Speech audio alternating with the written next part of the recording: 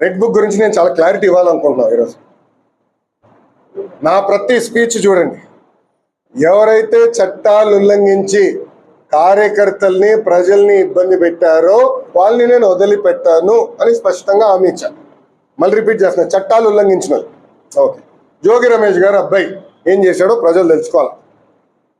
అగ్రిగోల్డ్ భూమి పత్రాలు తీసుకుని ఫేక్ పత్రాలు సృష్టించి అతని పేరుపై ట్రాన్స్ఫర్ చేసుకుని అమ్మేశాడు.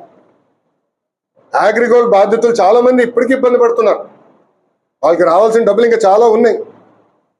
అగ్రిగోల్డ్ భూముల పైన ఫేక్ పత్రాలు సృష్టించి అమ్మేశాడు, డబ్బులు సంపాదించాడు. అంటే యాక్షన్ తీసుకోకూడదా? తెలుగుదేశం, జనసేన, భారతీయ జనతా పార్టీ ప్రభుత్వం రేపు లిక్కర్లో కూడా యాక్షన్ తీసుకుంటాం, ఇసుక దండాల్లో కూడా యాక్షన్ తీసుకుంటాం. అంటే అడ్డగోలుగా ప్రజల భూమి దోచేసినా